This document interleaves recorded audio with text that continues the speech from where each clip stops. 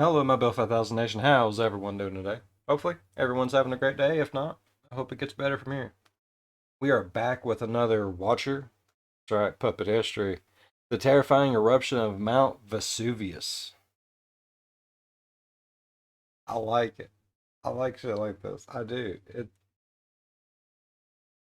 fun. It's fun. Enjoy it. Let's go ahead and get into today's story. Go ahead, turn the lights down low, put on something comfy, cup with someone special. Let's get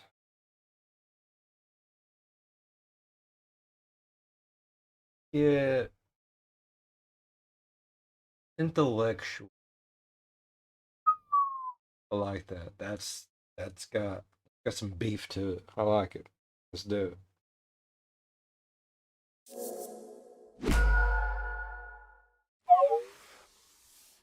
Welcome one and all to Puppet History Online University.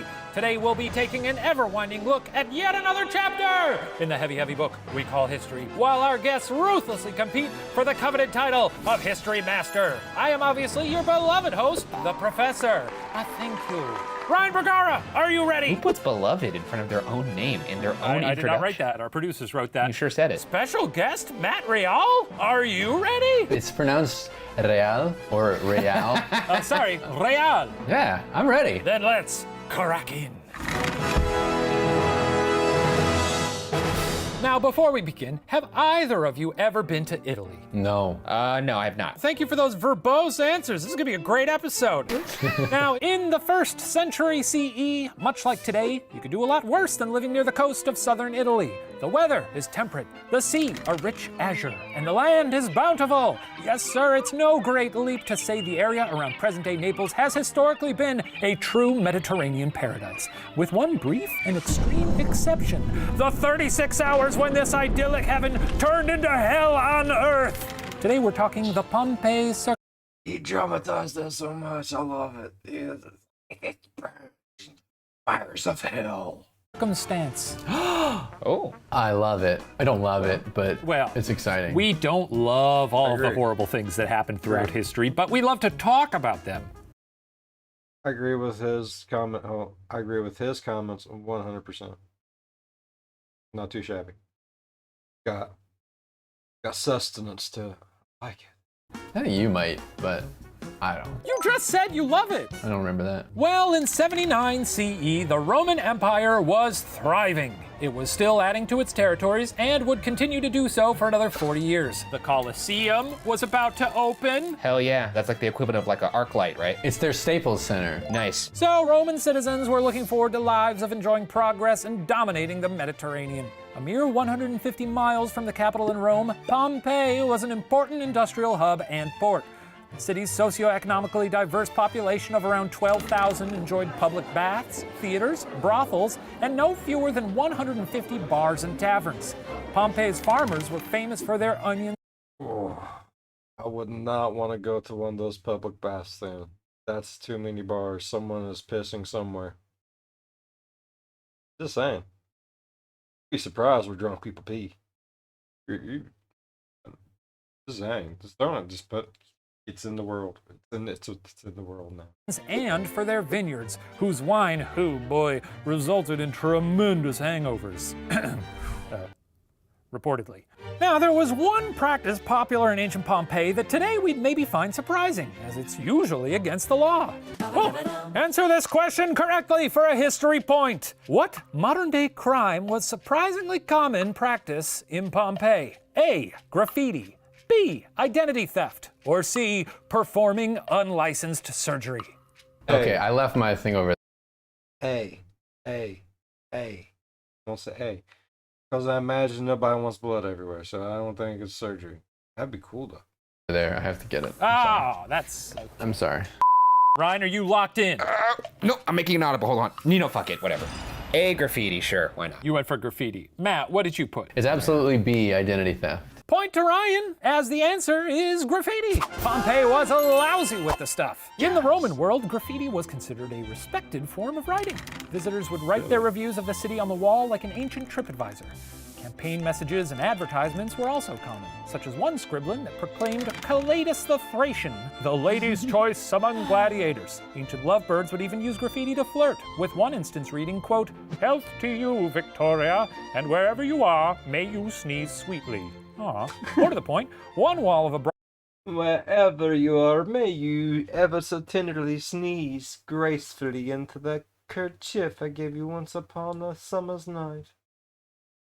Yes, yes. I love it. brothel has etched in it, "Posperus fucked here." What now? Posperus fucked here. Well, I mean, it's informative. I now know where Posperus was fucked. Most creative And you know where not to lean up against, or sit and eat, or wherever it was that it happened. among the tags, though, were the insults. Examples include, "Sonius to Cornelius, go hang yourself." "Coridon is a country bumpkin." "O Epaphras, thou art bald." And, "O Epaphras, thou art no ball player." I don't know who Epaphras was, but roasted 2 times. It's just Twitter. Yeah, basically, it's social media. I'm gonna start tweeting at every Los Angeles Clippers basketball player, "Thou art no ball player." I think that's amazing. For a history point, each of you is to write an insult directed at the other in the style of Pompeii graffiti. The insult that cuts closest to the quick will earn a history point. In Pompeian, oh, thou art not even worthy to be turned to stone by the thus death volcano. Biatch. I feel like I know Ryan better than he knows me. He might, yeah. Oh, hang on. I gotta write it like they wrote it. Yeah, I mean, certainly points for style. And for effort, Ryan. Let's see, I'm actually struggling here to think. I don't want to insult, man. Bring it, you coward. Jesus Christ. Ryan, why don't we start with you? Yeah, it's not my best work. Matthias's mustache is as large as he is stupid. Oh, yeah, it's better than mine. Bergara, thou have poor taste in things in general. What the? You know what, Ryan? I'm gonna give that one to you. Not only did you insult his character, but also his appearance, which is frankly very rude. Well, you made me do it, so you're a rotten man or thing or whatever you are. Damn. Don't call me rotten. As interesting as interesting. It wasn't the fact that he was called a thing or a man or whatever he is. It was rotten. Rotten is what got him. Graffiti is, Pompeii isn't world famous for its street art, but for its neighbor, Mount Vesuvius. The morning of August 24th, 79 CE might have seemed like a normal one for the folks living in the shadow of Vesuvius. Perhaps Epaphras was losing a ball game and Calidus the Thracian was getting juiced at the gym. What did anyone have to worry about? Oh, that dumb old volcano? Why, that lazy thing hadn't erupted in about 700 years. As one then 18-year-old would one day recall, quote, "There had been noticed for many days before the trembling of the earth, which did not alarm us much, as this is quite an ordinary occurrence." Now, was Vesuvius, was that like situated on top of any kind of like fault line or some sorts? Like what actually caused it to erupt? It's a volcano. It's a volcano. Yeah, volcanoes aren't necessarily on fault lines. Well, I guess I don't know much about volcanoes. Why do volcanoes erupt over time? Is it a buildup of gas? Yeah, it's like pressure, stuff. Aren't you a professor? Some Taco Bell. Yeah. Maybe a little too much fire sauce, huh? 20 miles across Professor talks a big game, don't he? I'm starting to debate his credentials. the Bay of Naples from Pompeii, that 18-year-old, Gaius Plinius Caecilius Secundus, better known as Pliny the Younger, was chilling in a villa. He was That is an awfully big name to get Pliny the Younger. staying in the town of Misenum with his mom Plinia and his uncle Pliny the Elder. That's right, 3 folks sharing a villa, all basically named Pliny. Wait, is it? I thought it was Pliny. Yeah, but that's wrong. Oh. Pliny the Younger would go on to write 2 letters of great historical importance detailing the events that were about to unfold. Pliny's uncle was But you're wrong. Oh. He was so just nonchalant. Oh. Okay. actually a pretty big deal too. At the time, Pliny the Elder was 55 years old, heavy-set, and the unfortunate operator of a weak windpipe. Not sure why we know that, but cool. He was also the commander of the Roman fleet at Misenum, and in addition to his military accolades, possibly the best damn naturalist in all the ancient world, having written a 37-volume work called simply Natural History. you're wondering why he never wrote a 38th volume, stay tuned. Was it easier to be a naturalist? I would guess because back then it was like, hey, here's a bird that no one has ever written about. You know, hey, it's red. And everyone's like, he's right, that bird is red. Around midday, Pliny noticed. That would be the best time to be one, wouldn't it? Everything you fucking see is new. Like, son of a bitch, look how beautiful that is. What is that? I'm gonna call it hippopotamus. Why? I don't know. But anytime you say hip, oh, hippopotamus. I would love to be a person that names anything. I want to name something other than a child because it has to be a normal name. Or does it? I'm so sorry, next child. Zoltan. Boy or girl, it'll be Zoltan. An unusual cloud forming to the east across the bay, and asked her naturalist brother what he made of it. Pliny the Elder put down his Pliny the Book, put on. The world is just a farting. Yes, yes. The shaking that we have been feeling. The earth moving beneath our feet as it's upset a tummy. It is now expelling its so it can feel better. Yes. Thou. On his Pliny the Shoes and climbed to a higher vantage point to see what all the fuss was about. As his nephew would write, quote, a cloud was ascending, the appearance of which I cannot give you a more exact description of than by likening it to that of a pine tree, for it shot up to a great height in the form of a very tall trunk, which spread itself out at the top into a sort of branches. For context, when young Pliny says very tall, he means it. At its maximum height, the cloud of ash reached 18.5 miles into the sky. That's 1/3 of the way to space, something the Plinies didn't even know existed yet. Yeah, that would be scary. probably. That's crazy. 1/3 of the way to space. I mean, I don't know how many inches, miles, feet, or whatever the fuck that is, but that's a lot. That's 1/3. That's 1/3 out 3/3. That's more than 1/4, less than half.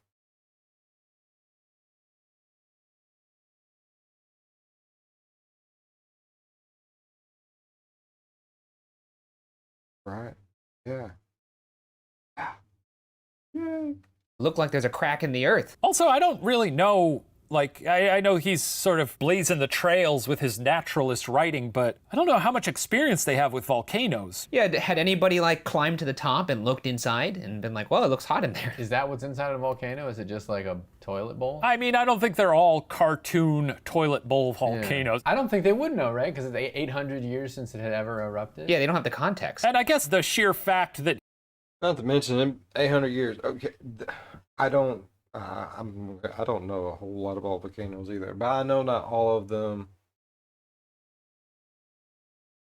It's just open like lava down inside of, like you see in movies and stuff like that.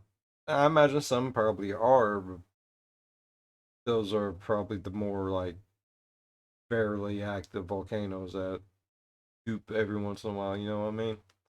But and it's like Yellowstone. Super volcano, and you can go all through that son bitch. It's crazy. Someday you're gonna be out there also it's just gonna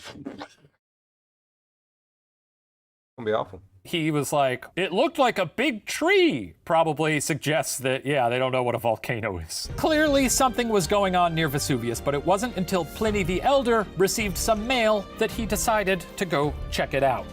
For a history point, what? Hang on. I'm sorry. Go ahead. The cloud is in the air for a while, a couple days? No, this is one day. And he received the mail the same day. We actually looked into this to try and figure out how this mail arrived on his doorstep, and there's not a lot of details about it. Primary sources. Yeah, we try our best, but some history is just a mystery. For a history point, what was in the letter that spurred Pliny the Elder to act? A tavern owner worried that his elderly patrons wouldn't be able to flee the city.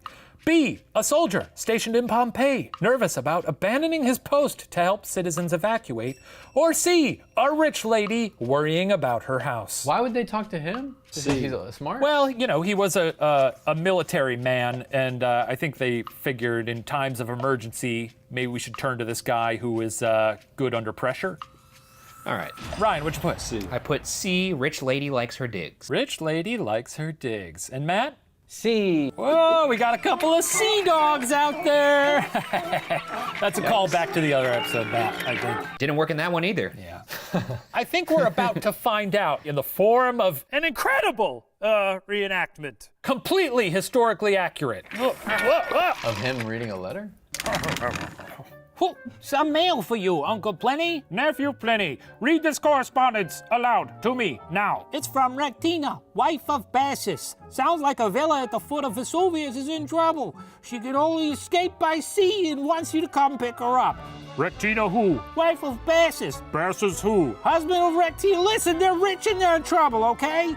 In that case, I shall launch the Roman fleet. Also, how did she send that letter? Nobody knows. Weird that Nephew Pliny sounds exactly like a John Mulaney character. Yeah.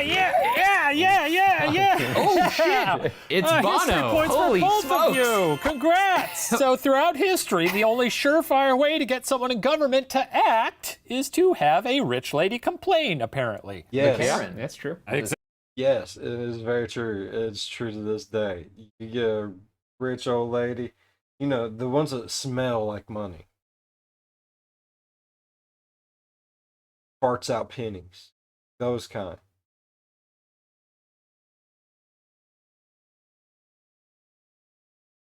One call. Now, who? Probably call the president. Be like, now look. Do not make me call your mom. If I call your mom, it's gonna be bad. Yes, ma'am. Exactly. Yeah. So An ancient Karen. Yes, an ancient Karen. Now, to Pliny the Elder's credit, he Oh, we need someone to look back in time in the history books and find the origination of the Karen. set sail not only to save Rectina, but also to rescue all the towns along the coast. When he asked his nephew if he wanted to tag along, Pliny the Younger replied, no. Dead men tell no tales. Pliny the Elder, captaining the Roman fleet, set sail across the Bay of Naples straight towards Vesuvius. As he got closer, however, the going got a little dicey. The sea was rapidly retreating, risking the ships running aground. The mountain was Tsunami. Oh, yeah. Fuck. shedding giant pieces of itself, which were rolling down and blocking the shore, and all the while cinders, pumice, and burning rock rained down upon the ships. Pliny the Elder had a decision to make: turn back or press on. As debris crashed down I mean, she's rich.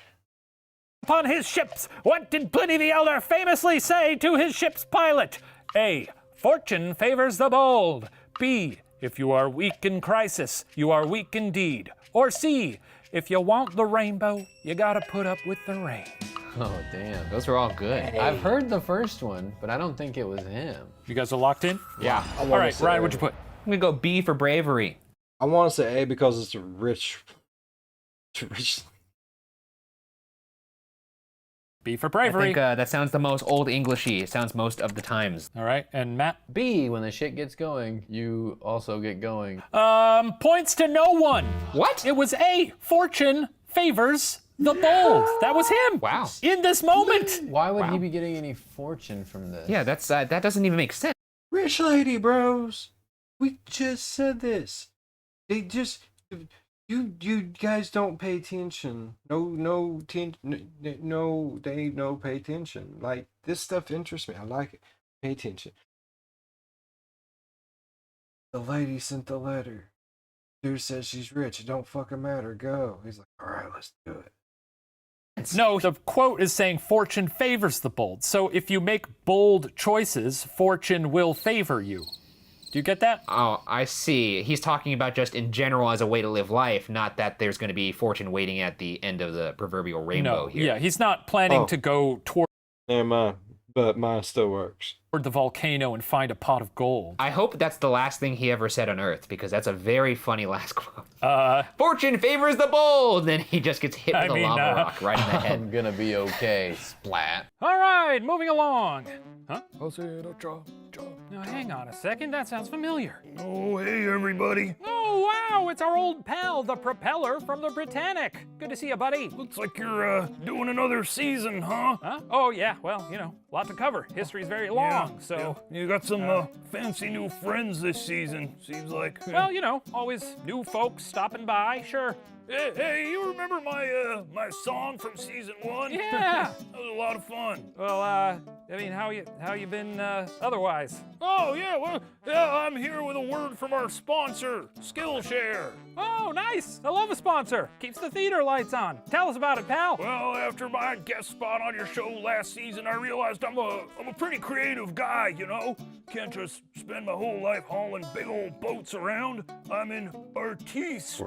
Sure. Yeah, that's where Skillshare comes in. It's an online learning community for creative folks like you and me. Oh, wow. Yeah, they got thousands of inspiring classes on a whole range of topics like illustration, design, photography, video, and more. Me, I've got my sights set on Tinseltown, baby. So I'm exploring the ins and outs of filmmaking thanks to classes like creative video storytelling and editing taught by Nick.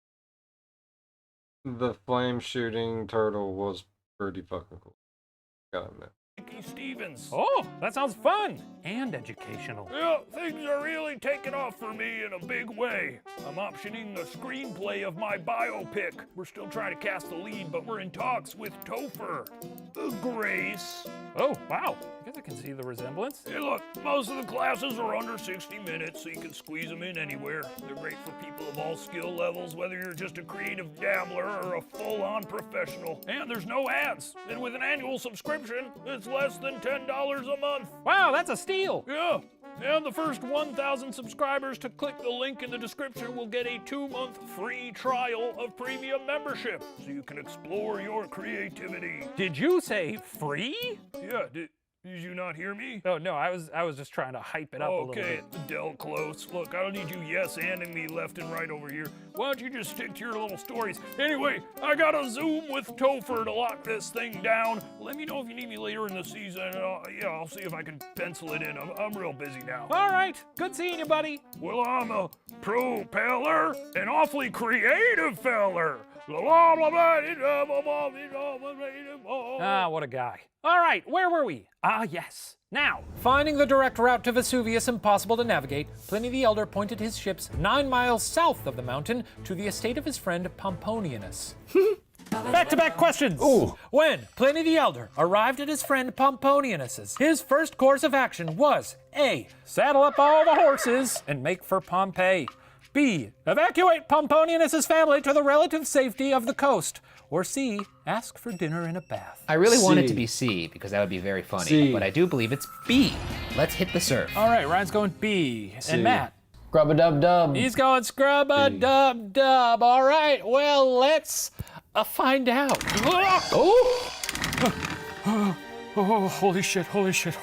Ah, Pomponianus, my dear friend. Troubling times. Oh, thank God you're here. Jesus Christ. Oh no. Oh, that guy who died a couple years ago? What about him? Oh no. Pliny, the mountain is exploding. What should we do? This is gonna blow over any minute. Try to relax. Meanwhile, I am beat. I'm gonna take a nap. It would be great if you could have someone wrestle up some dinner and draw me a bath. No. Thank you.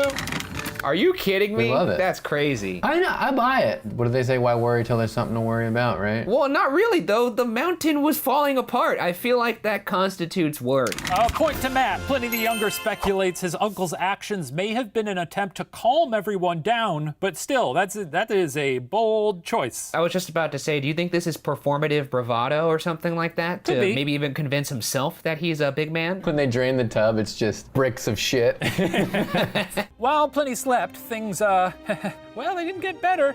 The courtyard leading to Pomponius's was rapidly filling with stones and ashes, and and if they didn't want to be trapped, they needed to get a move on. Somebody woke Pliny the Elder, and as Pliny the Younger would later write, quote, they consulted together whether it would be most prudent to trust to the houses, which now rocked from side to side with frequent and violent concussions, or fly to the open fields, where the calcined stones and cinders fell in large showers and threatened destruction. Oh, what did Pliny the Elder's group decide to do? It all sounds bad. A, stay inside and hope another nap would do the trick. B, tie pillows to their heads and run to the shore. Or C, it's the end of the world! Orgy time, baby. Oh no.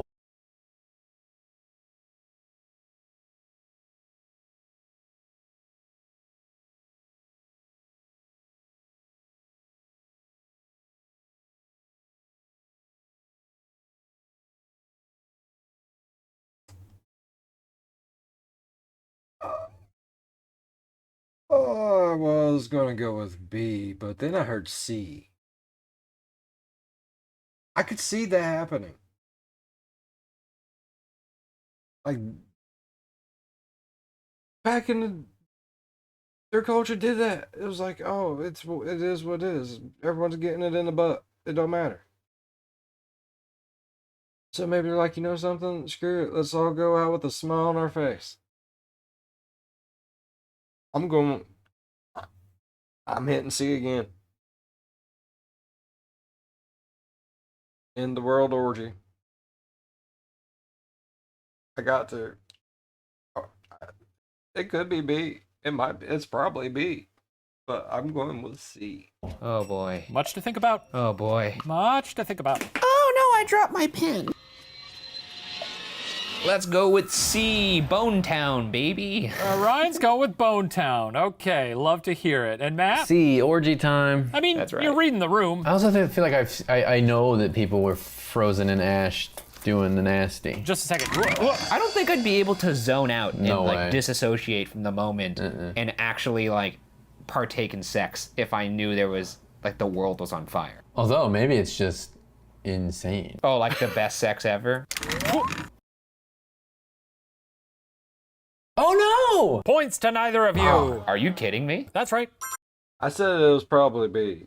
I had to go with C though. You can't blame me. And if you do, I don't care. It had to be. Little pillows. Wow. That's cute. It's adorable. It's kind of dumb. That's somewhat logical, I suppose, if you got hit by a smaller rock. This dude is zigging and zagging. He's taking a bath, and then after that's like, oh, let's tie pillows to our heads. Like, that's crazy to me. Pliny the Elder, with his pillow crown, made it back to the shore, but found the sea too rough to flee that way. Now, perhaps realizing fortune had abandoned the bold, Pliny laid down on an unfurled sail and asked for some cold water. Suddenly, flames and sulfur gas dispersed his party. As Pliny the Younger writes, quote, Pliny the Elder raised himself up with the assistance of 2 of his servants and instantly fell down dead, suffocated, as I conjecture, by some gross and noxious vapor, having always had a weak throat.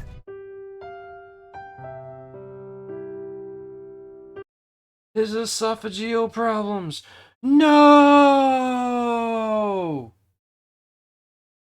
If he would have. R.I.P. to a real one. Meanwhile, across the Bay of Naples, for Pliny the Younger and Plinia, things were only marginally better. By the morning after the first eruptions, the buildings in Misenum were teetering on the brink of collapse from all the seismic activity. Pliny the Younger, his mother, and a panic-stricken crowd decided to flee. With their chariots unable to travel over the shaking ground, everyone set off on foot. Ash fell all around them, and they had to brush it off to keep... you know what? I'm just gonna have Pliny the Younger speak for himself. Pliny!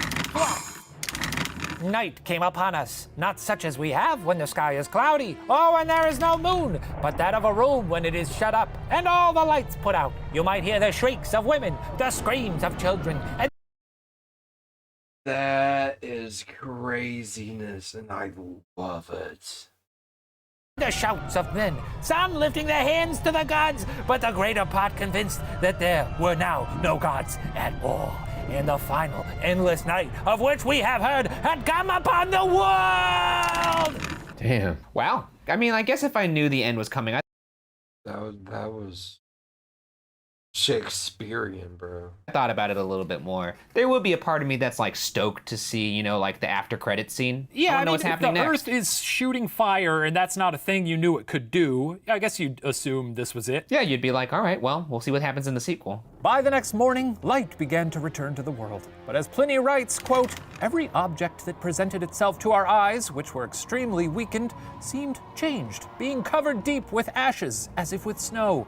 Plinia and her son had survived. While the experiences of the Plinies sound downright hellacious, their accounts were from the fringes of Vesuvius's devastation. In Pompeii, circumstances were worse than my puppet brain could ever imagine.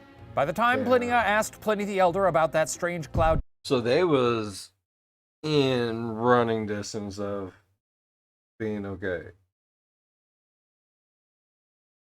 Well, that's lucky for them, but awful all at the same time. Thinking about it, going through all that shit, being that far away from like the really bad shit. That's fucked.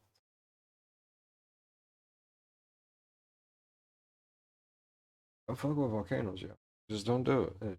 It's bad for your health and the environment. to the east, that same cloud had already blocked out the sun for the residents of Pompeii. Evacuating at this time would turn out to be your only chance of survival. 7 hours later, the eruptions had become more violent, and Pompeii was buried in about 9 feet of ash and pumice. At this point, those who hadn't fled were either already dead or trapped by blocked doors or collapsed roofs. This is when things started getting bad. Started getting bad. Yeah, starting. Undersell. Started. And this is just You just said their house was crushed by 9 feet of ash. I couldn't help but like think what I would do if I was in this situation and you were like really fucked. You couldn't run away. I feel like I'd probably ride it out and just die. I'd be like, you know what? I'm just gonna hunker down here, Yeah. and then I'd be done for. I'm a big, let's stay in place and see what's up. I mean, I'm not gonna go outside. I'd be dead too. I'm the same way. It's like, we'll be fine. I got this. Well, second thoughts, maybe we should have. Mistakes were made. Been nice knowing y'all. Sounds like a good idea. So we'd all die, is what we agree. I guess so. I'm soft. Yeah, me too. Literally. Now, falling debris is one thing. Ceaseless earthquakes are another. But the real problem to watch out for in a volcano are the pyroclastic flows. Pyroclastic flows are clouds of ash, toxic gas, and burning rock that surge along the ground at 60 to 100 miles per hour, increasing temperatures to around 750 degrees Fahrenheit. Early the next morning came. So it's like when you open your oven door when you're baking stuff, and it's like, it feels like it melts your freaking eyeballs. Eat that shit. The largest of several pyroclastic flows that dealt the final blow to Pompeii. In 2 minutes, the city streets were covered in an additional 8 feet of hot ash, and anyone who hadn't already escaped would have asphyxiated. Yikes. So just a big wave of death, basically. You know, I reflected on my position. In fact, I think I actually might do the thumbs up. Oh, yeah, actually, like in T2 Judgment Day. that's very funny, because as I was talking about that, I was imagining that scene where she's looking at the chain link fence and she's like, In total, Mount Vesuvius rained hell upon Pompeii for 36 hours. When it was all over, the average depth of the debris on top of the town was 20 feet. Oh, what percent of Pompeii's residents perished due to Vesuvius? A, approximately 9%. B, approximately 17%. Or C, approximately 33%. I want to say C. All right, Ryan. Going C, 33%. And Maddie? See, 33%. No points for either of Okay. you. What? Approximately 17% is the number we're looking for. The only nugget of optimism to come out of this story is that most of the residents were able to evacuate before the pyroclastic flows devastated the town. Still, of Pompeii's approximately 12,000 residents, 2,000 sadly perished. Still a fair amount of people. Yeah, but it's like, we've been talking about this for, what, eons now? I mean, I don't want to be like, oh, it's a couple thousand people, but I thought it was worse. What was that percentage of people doing when everyone was evacuating? Were they just like, I don't believe it. I'm not buying it. Volcano. Yeah, I mean, wasn't we taught in the school that it was just god awful horrific? Like billions upon billions of people died. I mean, I am exaggerating. I know it wasn't billions upon billions, but you get the picture. So I always remember it sounding weird. Do that. I mean,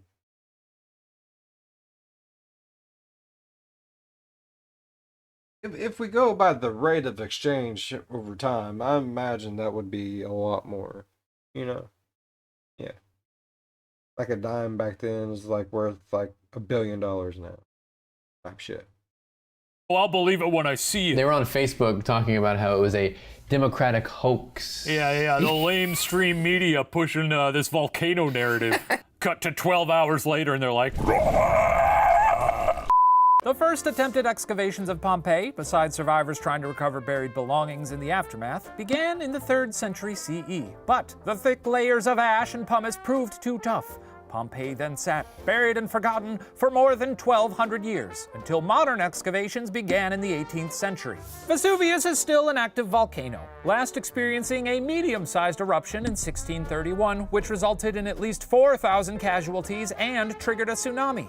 But that was almost 400 years ago. What about today? Oh, we've arrived at our final question and thus the final opportunity for history points. How many people today live in the region around Vesuvius? And this is a free right. All right. Ooh, Price is Right rules or what? All right, Ryan? I put 4,000 candle wicks.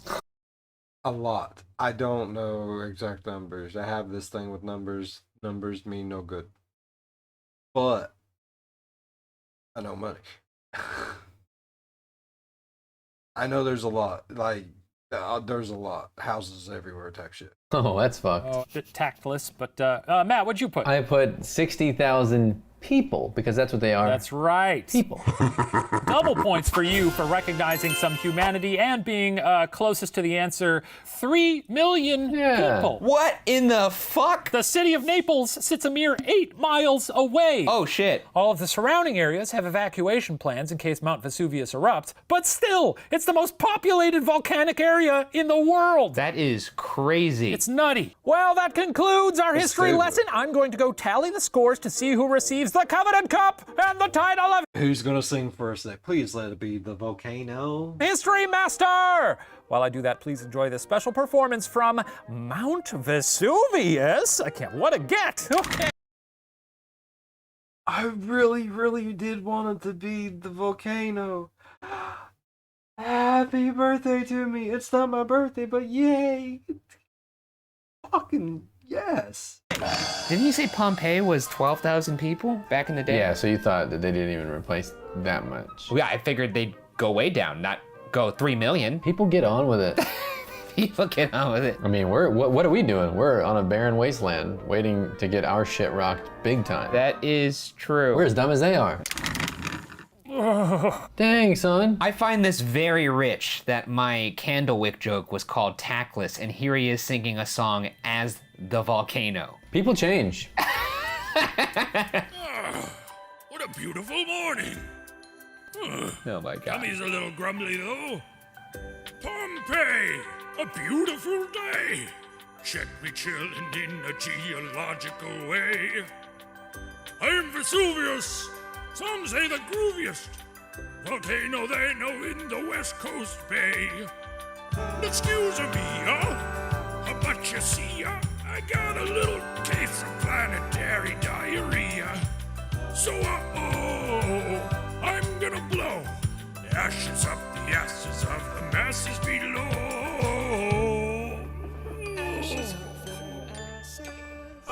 I'm Mount Vesuvius.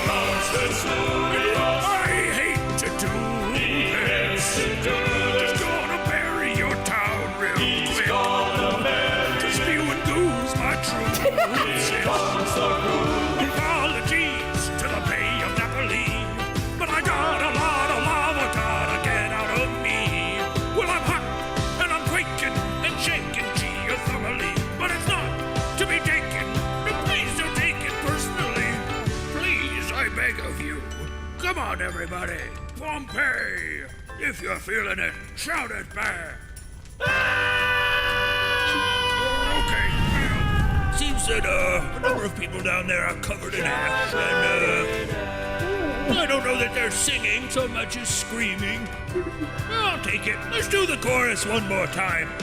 I'm Mount Vesuvius.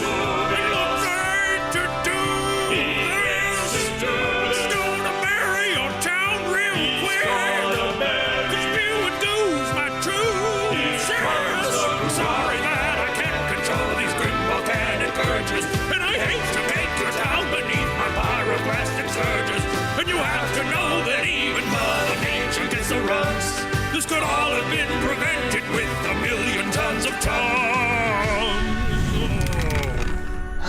Man. I liked that the song contained both the phrase, I hate to do this, while also containing the phrase, blow ashes up the asses.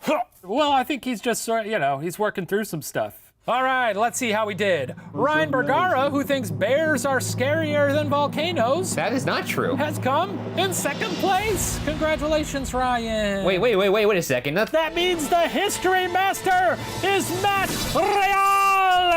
Thank you, Matt. Wonderful work. Wait a second, let's... Hush. Matt, if you'll go to your front door right now, there is a prize waiting for you. Is that real? Yes. Go get your trophy so we could talk about the bear comment. I've never stated that. I think bears are the scariest animal in the world. You're on record as always talking about, bears this, bears that. Bears are the scariest thing in the world. Bears are the scariest predator in the world. They are the apex predator. You're a little baby, aren't you? A bear would make light work out of you. Can I eat these? Yes, as you can see, they are sealed and safe for these times. That is the coveted cup, and you so rightly deserve it. You are the history master, and I am very proud of you. Thank you. Ryan, thank you also for participating. Thank you for watching Puppet History. We'll see you next week. He's Mount Vesuvius. He hates to do this. He's gonna bury it. I love puppet history. I mean, yes, okay. 2,000 people, still a lot of people lose their lives over a volcano. I do get that. And I do understand it was way back in the day. 12,000 people to one single population is probably equal to like millions of people now. I understand that. But I also understand whenever I learned about it in school, like I thought it was like thousands upon thousands upon thousands of people, like forever and a day kind of shit. You know what I mean? How many people out there than me feel like, not that you was lied to, but maybe that it was over exaggerated a little bit? I mean, it still got awful, don't get me wrong. I mean, horrible, horrendous, terrible. Probably fell asleep. People probably in bed. Probably taking a deuce. Didn't even know what was going on. Really enjoyed today's story. If y'all enjoyed today's story, go down there. Talk to that like button, teach it something. Teach it what we learned here today. Turn that frown upside down for it. Give it a good old that a boy or girl. And if you're a fan of the spooky, scary, strange, deranged, laughing, think about subscribing. I do that quite often, even when I probably shouldn't. As always, be good to one another. I'll see you in the next one.